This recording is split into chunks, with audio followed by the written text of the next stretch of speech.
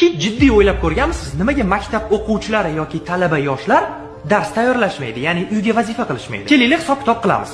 1 yil 365 kun. 1 yilda 52 kun yakshanba kuniga to'g'ri keladi va biz 313 kun bilan qolyapmiz. Hozirgi kunda ta'til, ya'ni kanikullar 85 kun atrofida bo'ladi va bizda 228 kun qoldi. Har kuni o'rtacha odam kamida 8 soat uxlaydi va bu bizni 1 yildagi hayotimizda 122 kunni tashkil qiladi. Minus 122 va bizda 106 kun qoldi. Tabiiy holat, har bir inson bir kunda kamida 1 soat dam olishi kerak va 1 yilda bu 15 kunni tashkil qiladi. Bizda 61 kun qoldi. Gaplashish bu insonga xos xislat. Biz bir kunda u kimdir bilan turib gaplashib qolishimiz mumkin. Telefonda, Telegramda o'tda gaplashib, kamida 1 soat vaqtimizni ketkazamiz va 1 yilda bu ham 15 kunni tashkil qiladi. Bizda 46 kun qoldi. Bayramlar, oilaviy yig'in, biron bir muammo, ko'ngilsizlik yoki xursandchilik, qanaqadir tadbirlar bo'lib qolishi mumkin, to'g'rimi?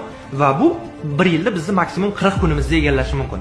Bizda 6 kun qoladi. Hozirgi koronavirus davrida inson ko'p kasal bo'ladi va tabiiy holat, biz 1 yilda 1 marta kasal bo'lsak, kamida 3 kun uyda yotib davolanamiz. Bizda 3 kun qoldi. Nahotki shu 3 kundan biz 2 kunini kinoga tushishga, sevgilimiz bilan ko'rishishga yoki oshna og'aynilarga, qanaqadir o'zimizni ko'ngilochar narsalarimizga sarflay olmaymiz.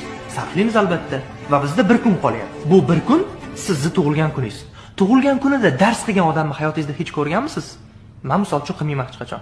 Tak что sizlar vaqtni noto'g'ri taqsimlab bergansizlar. Muammo menda emas. Talabalar like bosib qo'yasizlar.